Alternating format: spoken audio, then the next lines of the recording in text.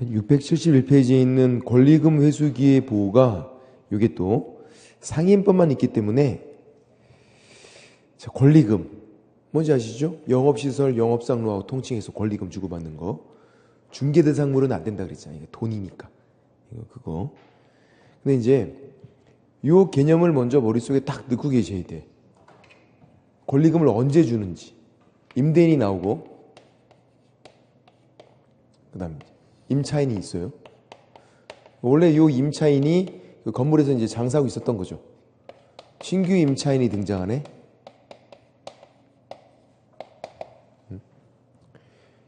요 신규 임차인이 기존 임차인에게 권리금을 주는 거죠. 권리금은 누가 받는 거? 임차인. 임대인이 본인이 권리금 받겠대요. 권리금 요구하고 있어. 그런 게 방해행위. 아니면 권리금을 못 주게 한대요.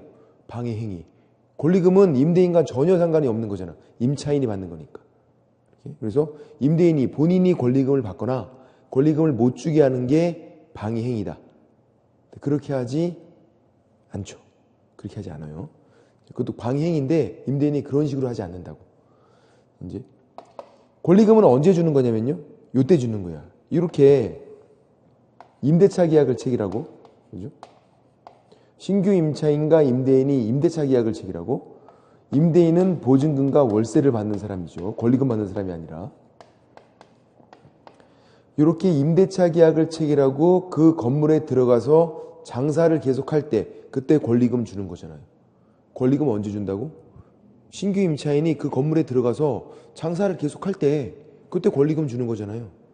만약에 신규 임차인이 그 건물에 못 들어간대. 권리금은 못 주겠네요. 권리금을 언제 주는지 머릿속에 넣고 있어야 돼요. 자, 이렇게 한대요. 임대인이 보증금 월세를 왕창, 현저히 왕창 올렸어. 이렇게 했을 때는 정상적인데 이렇게 바뀌면서 왕창 올렸어요. 그러면 신규 임차인이 건물에 들어갈 수 있나? 못 들어가잖아. 현저히 왕창 올린 거예요. 그러면 그 건물에 못 들어가니까 권리금도 못 주게 된다. 방해행위. 아니면 더 간단한 게 있어요. 이렇게 한대. 얘랑 아예 계약을 안 해줘. 만나 주지를 않는데. 계약을 안 해줘요. 아무런 이유 없이. 그러면 이렇게 계약이 안 되니까, 임대차 계약이 안 되니까 신규 임차인이 건물에 못 들어가고 권리금도 못 주게 되죠. 방해행위. 그렇게 하는 거. 현저히 고액이 차임과 월세를, 보증금을 요구한다. 보증금 차임을 왕창 올린다. 방해행위. 왜? 건물에 못 들어가니까 권리금 못 주고. 아무런 이유 없이 계약을 거절한다. 방해행위. 왜? 건물에 못 들어가고 권리금을 못 주게 되니까. 그렇게. 근데 요 신규 임차인과 계약을 거절할 수 있는 정당한 사유도 있어요. 거절할 수 있는 거. 이런 거죠, 이제. 임대인이 신규 임차인을 본 거예요. 그랬더니 얘가 돈이 없어 보여. 딱 봤더니 돈이 없어 보여. 싸가지가 없어 보여. 거절할 수 있어요. 돈이 없거나 싸가지가 없는데 그걸 뭘 받아주고 있어. 거절할 수 있어. 근데 그런 건 잘 안 나오겠네? 이게 나오죠. 임대인이 신규 임차인에게 이렇게 말하는 거예요. 야, 내가 이거 1년 6개월 이상 1년 6개월 이상 창고로 쓸 거야. 이제 나 이거 상가 건물로 안 쓰고 창고로 쓰겠어. 내 건물이니까 내 마음대로 할 수 있잖아요. 창고로 쓰겠다는데 1년 6개월 이상을 그렇게 말하면서 거절할 수 있대요. 더 이상 이제 영리 목적으로 사용하지 않고 창고로 쓸 거니까 얘한테 세를 주면 안 되잖아. 그렇게 말하면서 거절할 수 있대요. 1년 6개월 이상. 1년 X, 6개월 X. 작년에 민법 시간에 나왔네. 1년 X, 6개월 X. 1년 6개월 이상. 그리고 또 새로운 신규 임차인이 또 나와요. 새로운 신규 임차인이 이렇게 권리금을 한번 줬어요. 권리금을 지급을 한 거예요. 근데 이 신규 임차인을 임대인이 소개시켰어요. 임대인이 신규 임차인을 붙인 거야. 그래서 이렇게 권리금을 줬어요. 근데 얘가 다른 사람 또 데리고 와서 또 하겠대. 이미 권리금 받았는데 또 하겠대. 두 번째는 거절해도 된다. 왜? 권리금을 이중으로 받게 되니까. 임차인이 권리금 한 번 받은 거 알았잖아요. 얘를 누가 소개시켰는데? 임대인이. 알고 있잖아. 두 번째는 거절해도 된다. 물론 이 두 번째 얘가 권리금을 더 많이 주겠다고 한 거예요. 그러니까 이제 첫 번째 거 돌려주고 이렇게 하겠다는 거야. 근데 그러면 얘가 가만히 있겠어? 싸우지? 그러니까 서로 복잡하게 얽혀버리니까 그럴 때는 두 번째를 거절해도 된다는 얘기죠. 권리금을 이중으로 받게 되니까. 그런 개념이고, 작년에 바뀐 것부터 좀 볼게요. 671페이지에서 양가로 2번 원칙을 보세요. 원칙. 양가로 2번 원칙. 동그라미 1번. 임대인은 임대차 기간이 끝나기 6개월 전부터 종료시까지, 6개월 전부터 동그라미 별표고 3개월 X. 작년에는 바뀌기 전에는 3개월 전부터 종료시까지였어요. 지금은 6개월 전부터 종료시까지, 6개월. 이렇게. 그래서 권리금 받는 거 방해행위 있어서는 안 된다. 그래서 기억이 임대인이 자기가 권리금을 요구하는 거, 니은은 권리금 못 주게 하는 거, 이렇게 하지 않아요. 디귿, 리귿만 별표. 672페이지 맨 위에서 디귿, 리을 두 가지 별표. 기억, 니은도 방해 행위지만 이런 식으로 잘 하지 않고 디귿, 리을처럼 많이 한다고요. 디귿. 두 번째 줄 맨 옆에 현저히 고액이차인가 보증을 요구했다. 왕창 올린대, 왕창. 현저히. 그러면 건물에 못 들어가니까 권리금 못 주게 되고 방해 행위. 디귿은 아무런 이유 없이 계약을 그냥 거절하고 있대요. 만나 주지도 않는데 그냥. 그럼 건물에 못 들어가니까 권리금 못 주고 방해 행위.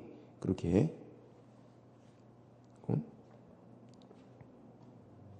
맨 밑에 양가로 4번 예외를 보세요. 예외.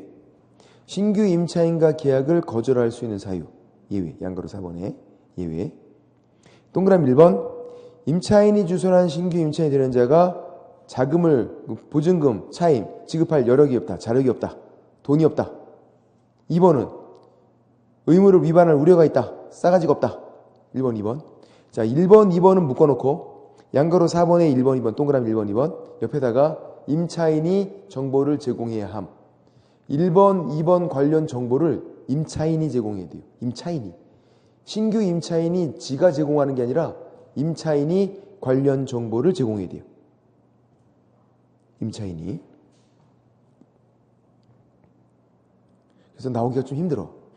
3번. 1년 6개월 이상 영리 목적으로 사용하지 아니한 경우 임대인이 1년 6개월 이상 창고로 쓰겠다고 말하면서 거절할 수 있다. 1년 X, 6개월 X.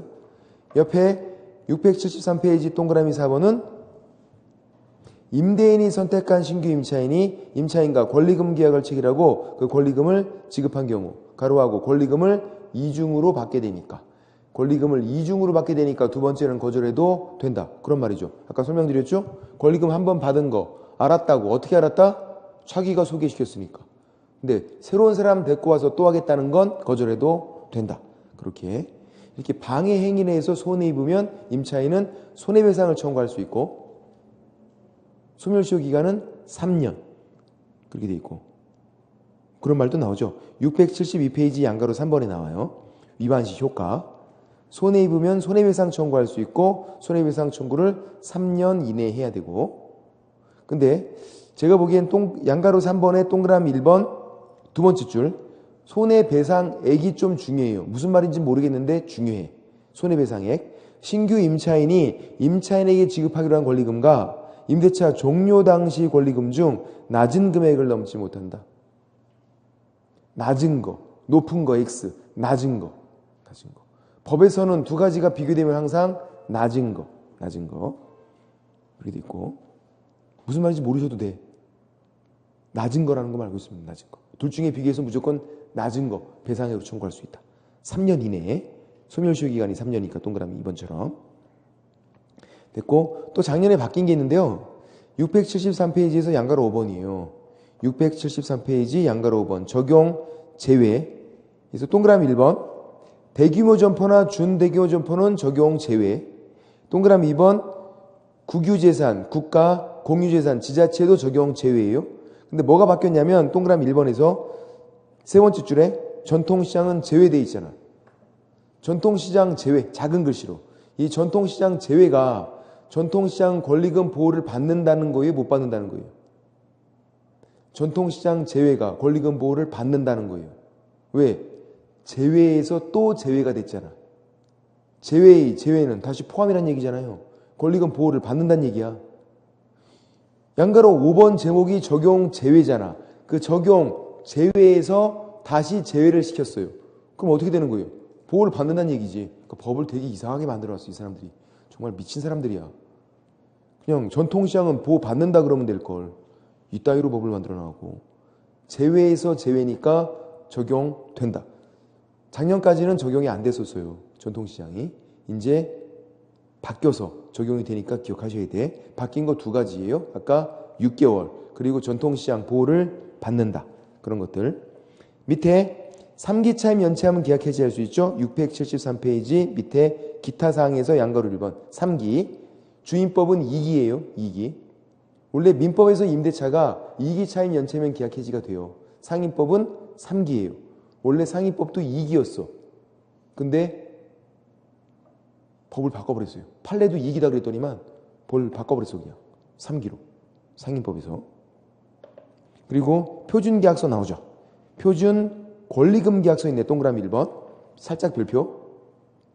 다음 페이지에 동그라미 2번 표준 임대차 계약서도 있어요. 자, 권리금 표준계약서인지 임대차 표준계약서인지 잘 봐야 돼요. 왜? 임대차 표준계약서는 누가? 법무부 장관. 권리금 표준계약서는 누가? 국장. 기억. 권리금은 국장. 기억. 임대차 표준계약서는 법무부 장관. 아까 제가 주택이건 상가건 임대차 표준계약서는 법무부 장관. 주임법에서는 권리금 표준계약서는 없죠. 상가 건물일 때 권리금 표준계약서는 누구다? 국장. 기억. 권리금은 국장. 임대차 표준계약서는 법무부 장관. 자, 이렇게 이 표준계약서 사용을 권장하는 거 보증금이 큰 사람 적용돼요, 안 돼요? 보증금이 7억이래. 환산보증금이 적용돼요, 안 돼요? 된다 그랬잖아. 보증금이 커도 적용되는 거 5가지가 있다고요. 5가지. 대항력, 계약갱신요구권, 권리금보호, 3기 차임 연체시 계약해지, 그리고 표준계약서 사용 권장도 보증금이 커도 적용이 된다. 그 표준계약서가 권리금 표준계약서, 임대차 표준계약서 다 포함이에요. 다 적용돼. 보증금이 커도. 표준계약서는 그렇게 보시면 되고. 됐고. 자, 674페이지에서 문제를 풀어볼게요. 문제. 틀린 거 모두 골라봐. 자, 갑이 계공이고 을이 임대인, 병이 임차인이에요. 을과 병, 임대인과 임차인이 1년 미만으로 했대요. 그러면 기간, 유효함을 주장할 수 있는 건 누구다? 병, 임차인만. 맞죠? 상임법이 적용이 되니까 지금 상임법 적용을 받는이니까 최단 저속 기간 1년. 누구만? 임차인만 주장할 수 있다. 임대인은 빼박 1년. 짧은 거 누구만? 임차인만. 임차인만 6개월이면 6개월 주장할 수 있는 거예요. 임대인은 빼박 1년이었고. 니은 병이 임차인이 2기 차임 연체했어요. 그러면 계약갱신 요구 못하나? 3개월이지. 2기가 아니라 3기. 기억도 틀렸고 니은도 틀렸고. 그 다음 디귿은 임차권 등기 명령에 드는 비용을 누구에게? 을에게 청구할 수 있죠. 그죠? 그래서 맞는 거고 니은만 틀렸네요. 기억은 맞고. 그렇죠? 임차인은 짧은 거 주장할 수 있고 니은은 2기 아니라 3기니까 틀렸고 디귿은 맞고 비용을 다 임대인에게 청구할 수 있잖아요. 임대인 때문에 이런 일이 생겼으니까 아까 설명드린 거고 니을은 대부분 철거 이유로 거절할 수 있잖아요. 일부 철거가 아니라 아까 대부분 철거. 중과실 파손 대부분 철거. 틀린 거는 니은만 틀렸네. 이 정도는 쉽다. 그죠? 기억은 맞고 임차인만 짧은 거 주장할 수 있으니까 니은은 2기니까 틀렸고 디귿은 그 비용을 임차권 등기 명령 그때 들어간 비용을 임대인에게 청구할 수 있다고요. 임대인이 보증금 안 줘서 이런 일이 생긴 거니까. 리을은 대부분 철거니까 맞고. 그렇게 일부 철거가 아니라 대부분 철거 잘 돼 있죠. 중과실 파손 대부분 철거. 옆에도 문제 풀어볼게요. 2번 문제도. 틀린 거. 1번. 권리금 계약은 신규 임차인이 임차인에게 권리금을 지급하는 계약. 맞죠? 권리금에서 임대인이 나오면 안 된다고요. 임대인은 권리금 받는 게 아니라 보증금과 월세를 받는 거죠. 임대차 계약을 체결하고. 권리금은 임차인이 받는 거. 맞고. 2번. 3기 차임 연체 계약 해지. 맞고. 3번. 국장이 권리금에 대한 거를 정해서 고시. 맞을 것 같고. 4번. 권리금 표준계약서니까 국장. 맞죠? 임대차 표준계약서는 법무부 장관. 5번. 보증금이 전액 변제가 되지 아니한 대항력이 있는 임차권. 자, 요 임차권이 선순위예요, 후순위예요? 저당권 위에 있어요, 밑에 있어요? 저당권 위에 있어요, 밑에 있어요? 대항력이 있대. 그럼 저당권 위에 있어요, 밑에 있어요? 위에 있는 거죠. 저당권 밑에 있으면 대항력이 없다니까? 저당권 위에 있는 임차인이 선순위 임차인. 근데 보증금이 전액 변제가 안 됐대. 잔액이 남아있대요.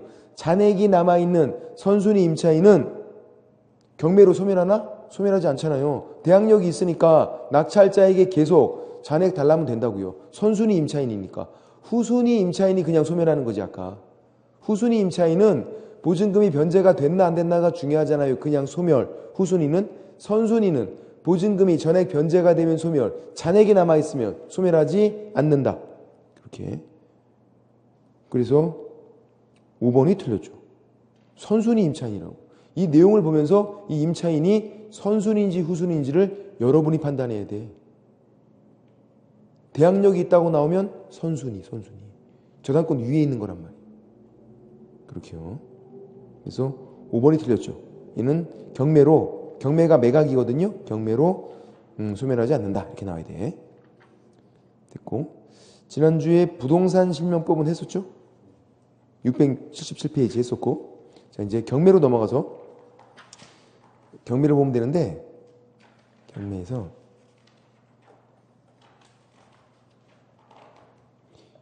695페이지 경매가 한 문제가 나와요.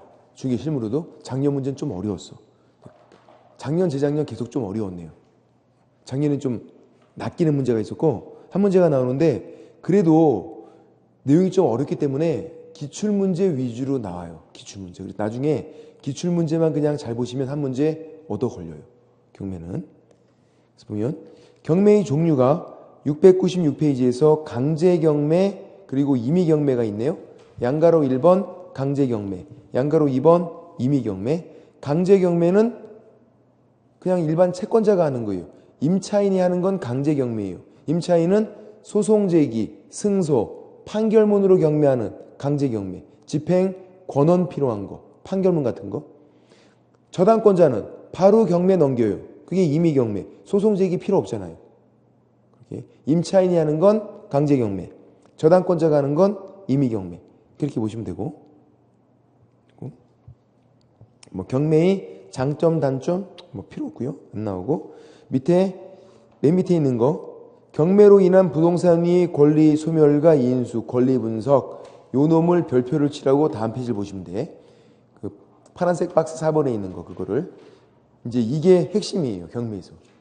나머지는 조금씩 다 외우는 내용이고 얘는 이해해야 돼. 698페이지 양가로 1번과 양가로 2번은 이해를 하셔야 된다고. 이해를. 설명을 드려볼게요. 먼저 말소 기준 권리라는 게 있는데 말소 기준 권리 들어보셨나요? 말소 기준 등기라고도 부르는데 못 들어봤다. 이거 뭐냐면 저당 아니면 근저당, 저당 근저당 차이점은 아시죠? 성격은 뭐 거의 똑같은데 저당은 확정 채무, 근저당은 채권 최고액. 그렇죠? 이자가 되면 채무액이 늘어나니까 다 근저당을 설정해 놓는다고. 채권 최고 한도를. 저당이나 근저당이나 성격은 똑같아요. 저당, 근저당, 아니면 압류, 아니면 가압류, 아니면 담보가등기. 가담법 시간에 배우는 담보가등기라는 게 있어. 얘네들은 경매로 무조건 소멸해요. 무조건. 경매로. 왜냐면 돈 받는 게 목적이어서 그래. 문제가 이렇게 나와요. 정말 치사하게. 경매로 모든 저당권은 소멸한다. OX. 경매로 모든 저당권이 소멸한다. O. 맞다고. 무조건 소멸. 아까 4순위 저당권이 경매 신청해도 2순위 저당권도 소멸하잖아요. 그래서 모든 저당권 소멸. 그래서 이렇게 무조건 소멸하는 얘네들, 이 중에서 무조건 소멸하는 얘네들 중에서 맨 꼭대기 있는 놈, 가장 선순위에 있는 놈이 말소 기준 권리가 돼요. 맨 꼭대기 있는 놈이 말소 기준 권리. 해볼게요. 첫 번째, 전세권이 있었어요. 최선순위에. 용익 물건이죠. 일단 전세권은. 그 다음 그냥 해보는 거예요. 저당권이 있었고, 그 다음 지상권. 용익 물건이에요. 그 다음 가압류. 가압류는 일반 채권이에요. 가압류는. 그 다음 근저당. 자, 5번 근저당권자가 경매를 신청했어요. 얘가. 그러면 5번 얘가 경매를 신청했으니까 이 5번이 말소기준 권리다. 맞나? 아니라고. 누가 경매를 신청했나는 중요하지 않아요. 이 중에서 맨 꼭대기 있는 걸 찾는 거야. 이 중에서. 뭘까? 얘죠. 얘는 전세권이잖아요. 용익물권. 얘. 요 중에서 꼭대기니까. 2번 요 놈이 말소기준 권리가 돼요. 그럼 이 말소기준 권리는 어떤 특징이 있냐면 아래로 자폭을 하게 돼요. 자폭이니까 자기도 죽으면서 다 죽여버리는 거야. 밑으로는 싹. 그러니까 저당권이, 저당이나 근저당이 최고 선순위에 있대요. 낙찰자는 좋아요. 싹 지워줘. 저당권 밑으로 그냥 다 소멸이니까. 낙찰자가 이 밑으로는 신경을 안 써도 된다고. 근데 얘가 살아있네? 위에 있잖아요. 얘는 어떻게? 인수가 돼요. 낙찰자가 전세권을 떠안아야 돼요. 전세 보증금을 낙찰자가 줘야 되는 거예요. 그러니까 이렇게 돼 있으면 이거 경매 참여해서 낙찰 받으면 안 되죠. 왜? 전세권을 낙찰자가 떠안는데. 그러니까 유찰이 되겠지, 이런 거. 근데 이제 최고 선순위, 최선순위 전세권, 인수가 원칙이에요. 낙찰자가 인수돼서 낙찰자가 전세 보증금 돌려주는 거예요. 근데 얘는 배당 요구를 할 수 있어. 전세권만 그래요. 용익 물건 중에서 전세권만. 전세권은 담보 물건 성격도 있다 그러는데 그래요. 용익 물건이지만 담보 물건 성격도 같이 갖고 있어. 전세권이. 그래서 전세권자가 경매에서 배당 요구를 할 수 있어. 달라고 하는 거. 다른 건 안 돼요. 지상권이나 지역권은 배당 요구가 안 돼. 전세권만 돼요. 전세권이 배당 요구하면요, 소멸해요. 그러면 얘가 배당 요구하면 소멸이니까 다 소멸돼. 괜찮네. 그러니까 전세권이 최고 선순위에 있을 때만 주의하자. 최고 선순위 전세권은 인수가 원칙. 근데 지가 또 달라고 하면 그때는 소멸. 만약에 전세권이 후순위에 있대요. 그냥 소멸. 지상권이 선순위에 있대요. 그냥 인수. 이렇게. 전세권만 그런 거고. 이제 선후를 따지는 거 제일 많이 나온 게 이놈이에요. 가등기. 담보 가등기는 얘는 무조건 소멸. 비교해서 보존 가등기도 있어요. 시험 문제는 담보 가등기, 보존 가등기 이렇게 나와요. 아니면 담보 목적이 아닌 보존 가등기 이렇게 나와. 친절하게 다 나와. 그럼 이 보존 가등기는요? 얘는 선, 후를 따져봐야 돼.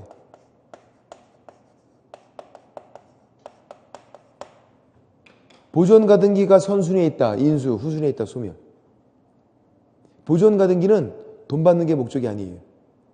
순위 보존이 목적인 거야. 선순위 인수, 후순위 소멸.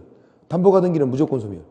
물론 가처분도 선후를 따지고 용익 물건도 선후를 따지고 막 그렇게 해요. 근데 잘 안 나오더라고. 얘만 나오더라고. 가등기. 담보 가등기인지 보존 가등기인지. 왜냐면 기출문제에서만 이게 복사해서 계속 문제를 내다 보니까 가등기만 계속 나오는 거야. 담보 가등기인지 보존 가등기인지 잘 보시고. 그리고 유치권은요. 요 놈도 잘 나오는데 유치권은 후순위인데 소멸하지 않아요. 낙찰자가 떠안아야 돼. 유치권은. 낙찰자가 떠안아서 낙찰자가 유치권으로 담보되는 채권을 변제를 해야 돼요. 유치권은 소멸하지 않으니까.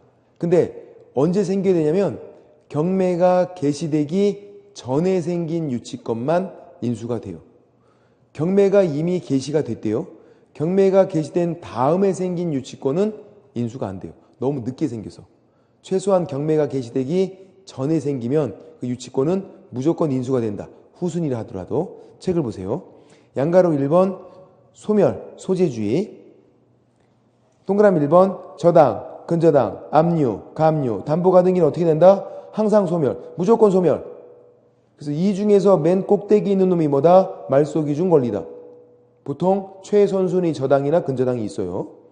근데 동그라미 2번 말소기준 권리보다 뒤에 있는 후순위인 용익물권, 아까 지상권 같은 거, 그리고 뭐 가처분, 보전가등기, 소멸, 배양요건 갖춘 임차권도 소멸이잖아요. 아까 임차인이 저당권 밑에 있으면 그 저당권이 말소기준 권리, 이거 밑에 있으면 소멸이라고요. 그냥 대항력이 없다고.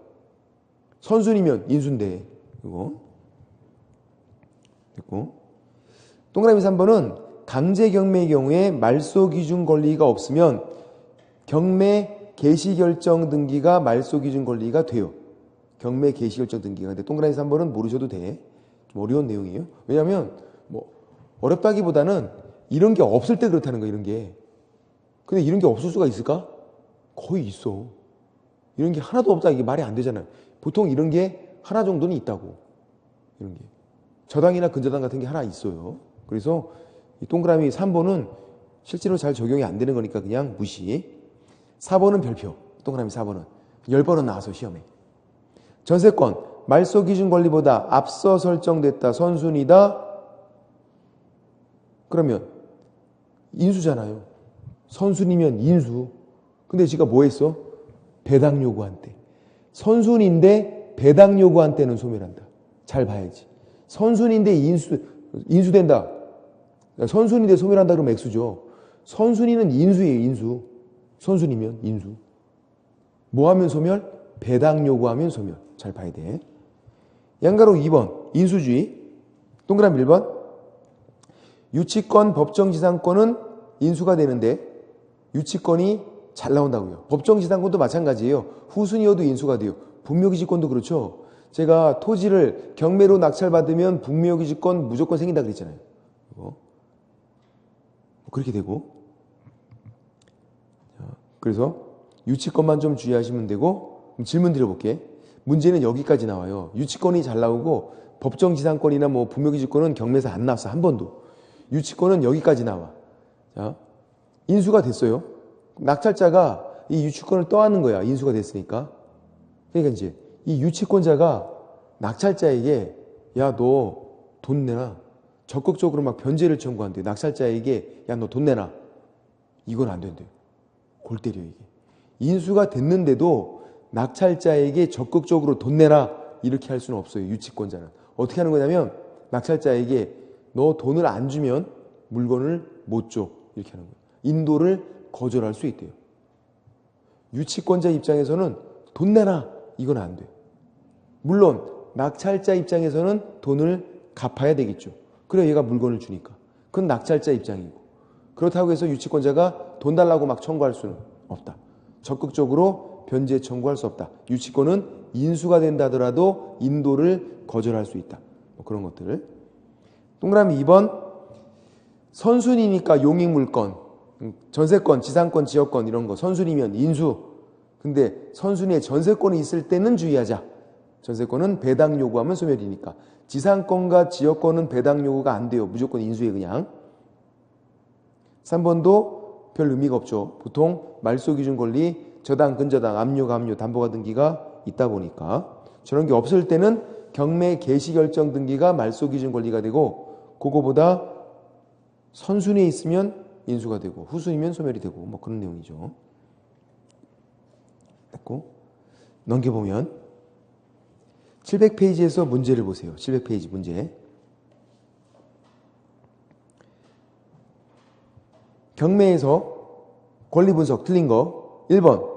자, 1번이 가등기라고 나왔는데 이 가등기가 담보가등기예요? 보존가등기예요? 1번 지문은 맞췄어. 보존가등기예요. 작게 말했지만 제가 알았어. 저 귀가 밝아. 보존가등기야. 보존가등기. 왜? 담보 목적이 아니래잖아. 그렇죠? 담보 목적이 아니라는데 그럼 보존가등기 둘 중 하나니까 뭐 어떻게 해? 최선순위 보존가등기는 매각으로 소멸하지 않는다. 맞네?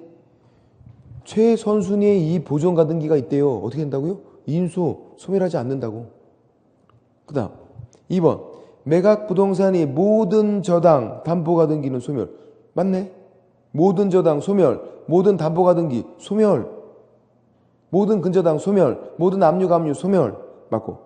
3번 임차 건물이 매각되더라도 보증금이 전액 변제가 되지 아니한 대항력이 있는 임차권. 자, 또 이제 3번을 보면서 이 임차권, 임차인이 말소 기준 권리 위에 있어요, 밑에 있어요? 이 임차권이 위에 있는 거야, 밑에 있는 거야? 대항력이 있대. 위에 있어요, 밑에 있어요? 위에 있잖아요, 위에. 대항력이 있다 나오면 위에 있는 거라고요. 밑에 있으면 대항력이 없잖아요. 그러니까 위에 있는데 어떻게 됐대요? 잔액이 남았대. 그럼 경매로 소멸하지 않죠. 낙찰자에게 계속 달라고 해야 될 거 아니야, 얘는. 이렇게 맞고. 4번 전세권인데 가압류에 대항할 수 있대요. 자, 경매에서 대항할 수 있다. 그러면 선순위. 대항할 수 없다. 후순위예요. 전세가 가압류에 대항할 수 있대요. 그러면 전세권이 선순위네. 가압류가 후순위고 이렇게 넘버링을 이렇게 할 수 있어야죠. 전세권이 가압류에 대항할 수 있다. 선순위. 그러면 얘가 선순위인데 최선순위래. 배당 요구를 했대요. 어떻게 돼요? 소멸하지 않고 인수가 된다. 틀렸네요. 매수인이 인수가 아니라 소멸이라고. 이게 최고 선순위에 전세권이 있으면 안 좋은 상황인데 얘가 배당 요구하면 괜찮다고. 다 소멸되니까. 인수할 게 없으니까. 됐고. 4번 틀렸고. 5번 압류 효력 발생한 후 밑에 뭐라고 적었냐면 경매가 개시된 후. 압류 효력 발생, 이게 경매 개시예요. 그러니까 이것도 좀 거기다 같이 적어놓으면 경매가 개시가 돼요. 그러면 그 부동산에 대한 압류 효력이 발생해요. 같은 말이에요. 근데 경매를 취하했대. 경매를 하지 않겠대. 취하. 그러면 압류 효력은 소멸하게 되죠. 경매 때문에 생기는 압류 효력은 소멸. 경매가 개시됐다. 압류 효력 생기고 경매 취하됐다. 압류 효력은 소멸하고. 지금 압류 효력이 발생했다. 경매가 개시가 됐다. 같은 말. 그 다음에 생긴 유치권이래. 너무 늦게 생기지 않았나요? 경매가 개시된 다음에 생긴 유치권은 인수가 안 된다고요. 그러니까 매수인에게, 낙찰자에게 대항할 수 없다. 맞네. 너무 늦게 생겼으니까. 최소한 경매가 개시되기 전에 생겼어야 한다고. 그렇게. 답은 4번. 그리고 이제 경매 절차에서는 나오는 거 몇 가지만 정리하면 되는데요. 자, 뭐가 나오냐면 702페이지에서 702페이지 동그라미 2번에 기억, 동그라미 2번 기억에서 하나, 둘, 세 번째 줄, 네 번째 줄 등기부에 경매 개시 결정 등기를 한 시점부터 어떻게 압류 효력이 생긴다. 이게 무슨 말이냐면 경매가 개시되면 압류 효력이 생긴단 말이에요. 그 결정이 등기가 된 때 아니면 송달된 때 둘 중에 빠른 때에 압류 효력이 생겨요. 경매가 개시되면 압류 효력이 생긴다. 뭐 그런 말이고. 그리고 최근에 나온 건 이거였어요. 자, 질문 드려볼게요. 이런 경우도 있대. 경매를 하고 있는데 경매 신청이 또 들어왔어. 동일부동산에 대해서. 이미 하고 있는데 경매 신청이 또 들어온 거야. 그럼 그 두 번째 경매 신청을 법원에서는 거절을 해야 되나요? 아니면 받아줘야 되나? 경매를 하고 있는데 경매 신청이 또 들어왔대. 받아주래. 그게 받아줘야 돼. 그게 뭐냐면 이중 경매 개시 결정이에요. 정답을 한번 나왔었네요. 두 번째 경매를 거절한다. 각하 거절한다. X. 받아주래. 이중 경매 개시 결정. 왜 그럴까요? 왜 두 번째 경매도 받아줄까요? 물론 받아만 주고 원래 하던 대로 계속하면 돼. 원래 하던 대로. 두 번째 걸 왜 받아줘? 경매가 취하가 잘 돼. 생각보다. 취하. 그러면 두 번째 거 거절했으면 하다가 이거 취하되면 경매를 못하게 되잖아요. 이제. 그러니까 일단 받아줘야지. 그리고 이게 취하되면 계속 이어서 하면 되고 그렇게. 그래서 경매가 취하되는 것 때문에 그걸 대비하기 위해서 두 번째 경매 신청도 받아주래요. 그거를 이중 경매 개시 결정 이렇게 불러요. 그렇게 보시면 되고. 됐고. 양가로 2번 배당 요구 종기 결정 공고에서는 동그라미 1번을 보세요. 쭉 내려와서 동그라미 1번을 보면 동그라미 1번 배당 요구 종기까지 반드시 배당 요구를 해야 할 채권자. 그래서 누가 있냐면 니은 별표고 우선 변제권, 최우선 변제권이에요. 우선 변제권, 최우선 변제권. 소액 임차인이 최우선 배제권, 확정일자부 임차인이 우선 배제권이에요. 우선 배제권과 최우선 배제권은 배당 요구, 달라고 해야 준다고 했잖아요. 달라고 안 하면 패싱 당한다고. 달라고 해야 돼, 본인이. 근데 이 배당 요구를 언제까지 하는지도 잘 나와요. 배당 요구 종기까지 해야 돼. 배당 요구 종기까지 반드시 해야 된다고. 종기까지. 매각 결정기일까지 X. 배당 요구 종기까지 배당 요구를 해야 돼요. 거기 동그라미 1번이 그렇게 나와 있잖아요. 배당 요구 종기까지 반드시 배당 요구해야 하는 채권자라고. 배당 요구 종기까지. 언제까지 배당 요구를 해야 하는지가 잘 나오더라. 배당 요구 종기까지 배당 요구를 해라. 배당 요구 종기까지. 그런 것도 잘 보셔야 되고. 이따가 또 문제를 좀 풀어보면 될 것 같고요. 그리고 넘겨보면 또 뭐가 잘 나오냐면 704페이지에서 양가로 5번에 매각 실시에서 파란색으로 되는 게 있네. 경매 매각 방법은 세 가지. 호가 경매, 기일 입찰, 기간 입찰 셋 중 한 가지로 하면 돼요. 보통 기일 입찰이고 셋 중 하나. 셋 중 하나로 하는 거고. 그리고 경매에 참여할 때 보증금을 내게 되는데 705페이지 맨 위에 최저 매각 가격이 10%라고 돼 있어요. 그래서 그 위에다가 좀 적어주세요. 매수 신청 보증금. 얘는 경매에 참여할 때 내는 보증금이에요. 경매에 참여할 때. 최저 매각 가격. 최저 매각 가격이 10분의 1이에요. 정해진 거야. 동일 부동산이면 보증금 똑같아요. 최저 매각 가격 10분의 1. 시험 문제는 뭐라고 나면요? 매수 가격. 매수 신고 가격 X. 매수 가격과 매수 신고 가격은 자기가 쓴 금액이에요. 입찰서에 자기가 쓴 금액이 있죠. 그게 아니라 최저 매각 가격의 10분의 1이에요. 잘 봐야 돼. 근데 항고 보증금이라는 게 있어요. 항고 보증금. 얘는 뭐냐면 경매에 불복하는 거예요. 나는 이 경매에 반댈세. 불복을 한대. 그러면 경매가 끝난 거기 때문에 매각대금, 낙찰대금이 10분의 1을 보증금으로 내고 불복하래요. 매각대금이 10분의 1. 그러니까 매수신청 보증금은 경매에 참여하는 거예요. 경매에 참여를 하는 건지 항고보증금, 경매에 불복을 하는 건지. 항고가 불복이니까 그래. 잘 봐야 돼요. 보증금이 두 가지가 있는데 엄청 잘 나와. 저기.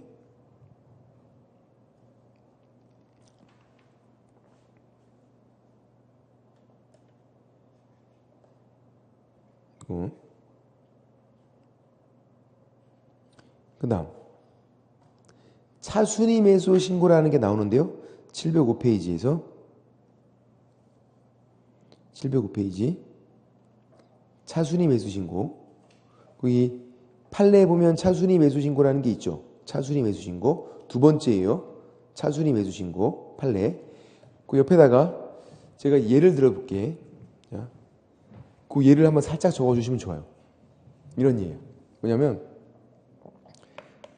최저 매각가 1억이었어요. 그러면 경매에 참여할 때 내는 보증금, 매수 신청 보증금 얼마예요? 경매에 참여할 때 보증금? 10분의 1, 1000만 원. 그러니까 A, B, C, D 4명이 1000만 원씩 내고 참여한 거야, 경매에. 최저 매각가 1억이고 보증금 1000만 원. 1000만 원씩 내고 참여한 거예요. 얘가 1억 3천을 적었고 얘가 1억 2,500을 적었고 얘가 1억 2천을 적었고 얘가 1억 1,000을 적었어요. 이런 상황이 된 거예요. 그럼 최고가 매수 신고는 누구예요? 최고가는? 최고가는 뭐 고민할 필요 없죠. 최고가는 A. 얘가 가장 높은 금액 적었잖아요. 최고가. 얘가 낙찰 받잖아. A가. 그럼 차순위는 두 번째는 누구예요? 차순위는 B. B가 아니에요. B가 아니야. 차순위는 없을 수도 있어요. 최고가는 정해져요. 이렇게. 차순위는 본인들이 하겠다고 신고하는 거예요. 차순위가 뭘 그렇게 좋은 거라고 그걸 무조건 정해줘. 저 근데 차순위라도 해볼게요. 일단 그렇게 신고하는 거예요. 본인이. 그러니까 아무도 신고하지 않으면 차순위가 없는 거예요, 그냥. 근데 제한이 있더라는 거야. 차순위를 신고할 수 있는 제한이 있어요. 왜냐하면 너무 낮은 애가 하면 안 되기 때문에 그래요. 이렇게 돼 있어요. 최고가 매수 신고 금액에서 이 보증을 빼래. 1,000만 원을. 그럼 얼마 나와요? 1억, 2천. 이 금액을 넘을 때만 할 수 있다. 이렇게 돼 있어요. 넘을 때만. 그래서 얘만 되는 게 아니라 넘을 때만인데 얘까지도 돼요. 같아도 돼. 얘는 아예 안 돼. 차순위 매수 신고 자체를 못 해. 너무 금액이 낮아서. 둘 다 했으면 B가 되고 B가 안 했으면 C가 되고 둘 다 했어도 B가 되고 B만 했어도 B가 되고 B가 안 하면 C가 될 수 있다고요. 근데 D는 아예 그게 안 된다고. 이렇게. 뒤에 넘겨보면 문제가 있어요. 넘겨보면 계산 문제가 나온 적도 있었다. 계산 문제가. 풀어보세요 한번 이거. 1분 내에. 풀 수 있을까? 풀 수 있죠. 이 정도는. 1분 내에.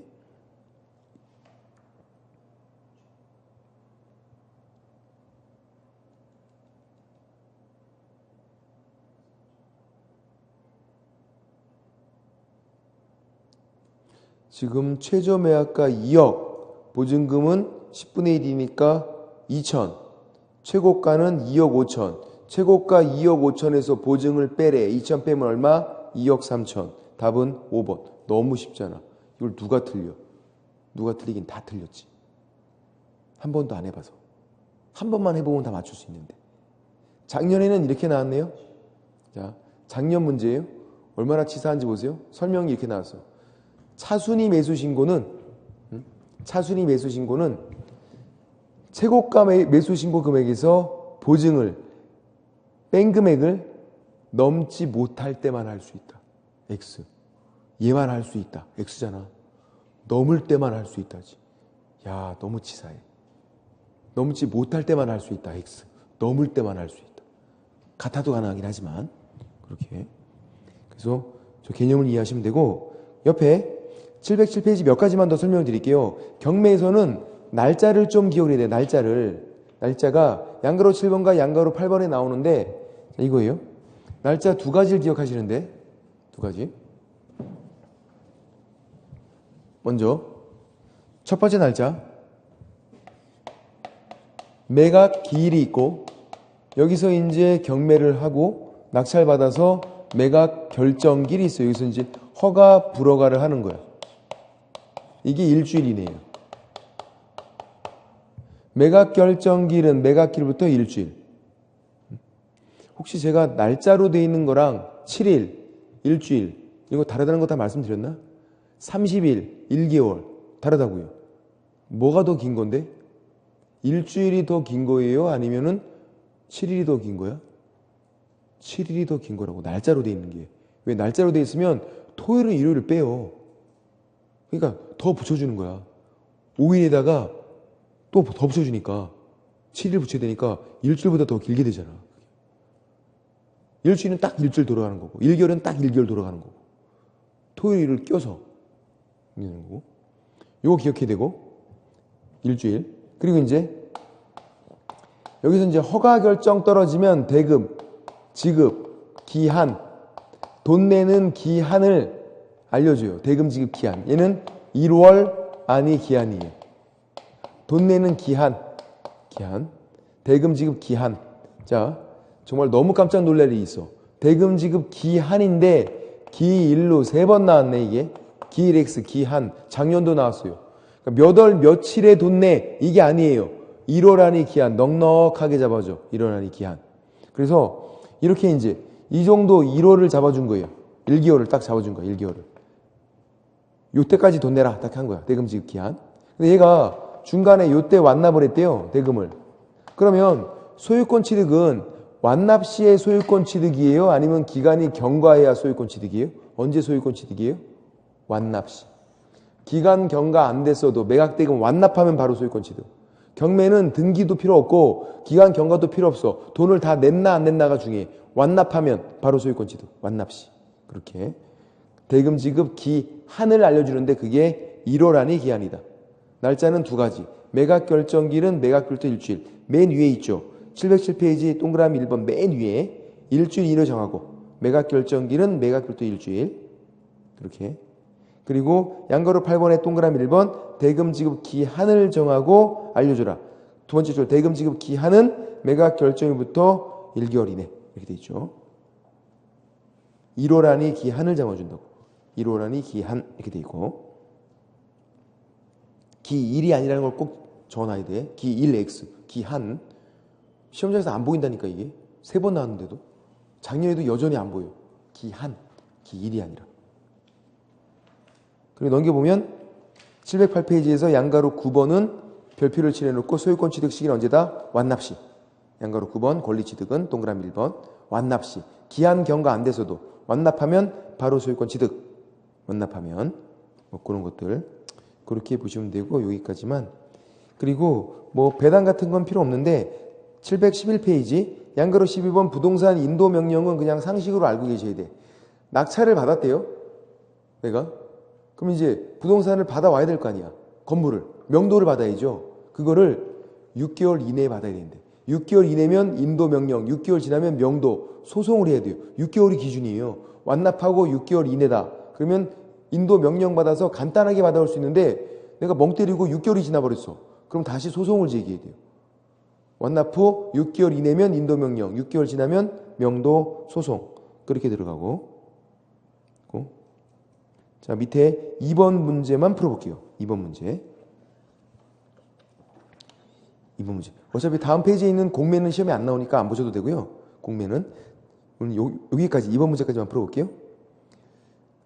옳은 거 1번. 1번이 둘 중에 뭐예요? 이거예요? 매수 신청 보증금이에요? 항고 보증금이에요? 뭐야 이거? 1번 지문이 어떤 거예요? 경매에 참여하는 거야? 불복하는 거예요? 참여하는 거죠. 매수 신청인이잖아. 매수 신청인. 참여하는 거잖아요. 그때는 매수 가격 10분의 1이 아니라고요. 최저 매각 가격 10분의 1. 틀렸고. 2번. 대금 지급 기일이 아니라 그랬잖아. 기한. 3번. 매각 결정기일까지 배당 요구가 아니잖아요. 언제까지 배당 요구하라고요? 배당 요구 종기까지 하라 그랬잖아요. 아까. 매각 결정기일이 아니라 배당 요구는 배당 요구 종기까지 하는 거예요. 배당 요구 종기까지. 법원에서 알려줘요. 언제까지 하라고. 배당 요구 종기까지. 4번.